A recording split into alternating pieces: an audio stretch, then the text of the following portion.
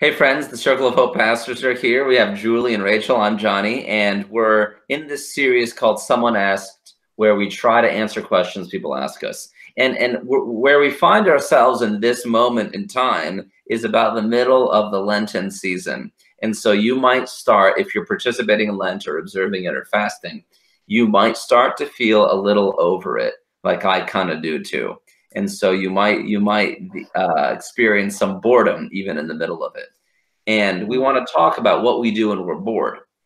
To give you a little framework for it, monks who have renounced everything in order to commune with God in solitude sometimes experienced boredom in the middle of the day, in the middle of their prayer, where they would begin to question why they were even doing this vocation and had this calling. We call it like spiritual torpor or acedia or the noonday demon. So you might, in your own kind of monastic life during Lent, be experiencing this now. So let's talk about what we do when we're bored.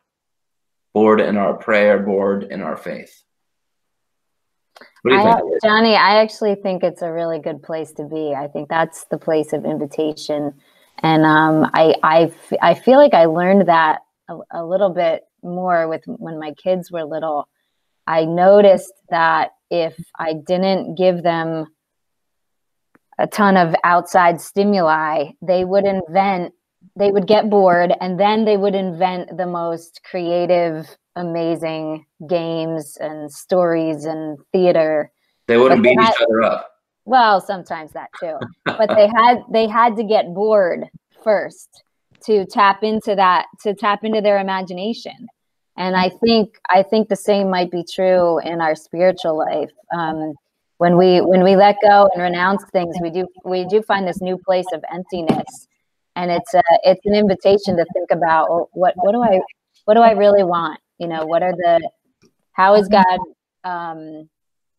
What are the deeper stirrings of my heart and mind here? What might God be inviting me to? You know, going right off of that, I think sometimes when we're bored in prayer, bored in our life, maybe even bored in your contemplation, it may be a sign that you're ready to move into a different level of it, that you might be ready to develop a new discipline or try something different.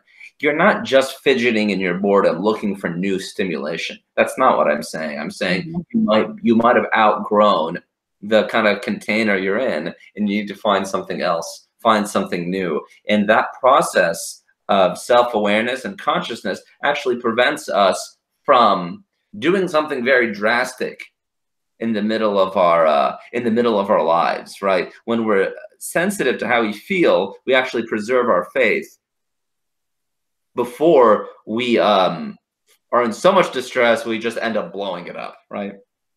So my suggestion for you is to keep finding a new discipline to engage you if you feel bored. Although on the other hand, you could also say that when a discipline feels hard or you feel bored in it, moving on to something else, it's a good thing to examine. Like, why am I moving on to something else? What do I need right now? Because I think many of us are just trained to move on to the next entertaining thing, or even the discipline that feels easier to do.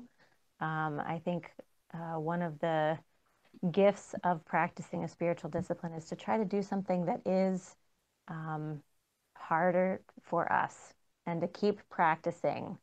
So when we get bored, like Martin Laird, I was thinking of how he talks about when you're bored in prayer, that it could be this invitation to, or even a sign of your ability to release your own control, your thoughts, your knowledge, and to kind of sink deeper into what you were saying, Rach, like the emotional and spiritual place of your need.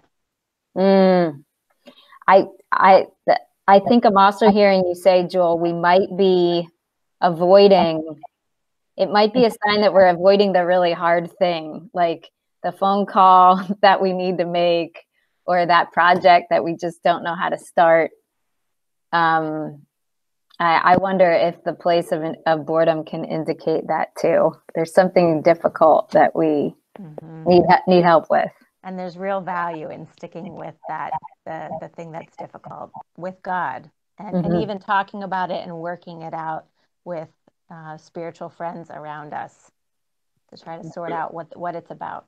So if you're watching this right now on YouTube, for example, and you have autoplay on, maybe stop the autoplay because it's supplying your boredom and try something different, right? Listen to what Rachel's saying. Be creative. Find something new to do that, and not just a new stimulation, right? Or maybe develop a new discipline or stay the course. There's a lot of options for you that I think you're hearing here.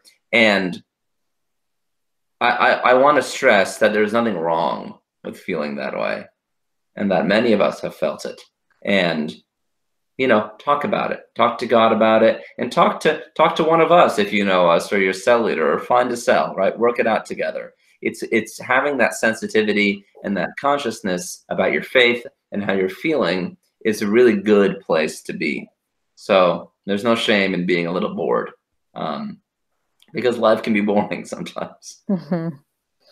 So if you think anybody would find this useful, will you share it with them? Subscribe to our page if you want, like it, share it around. All right, see you next time.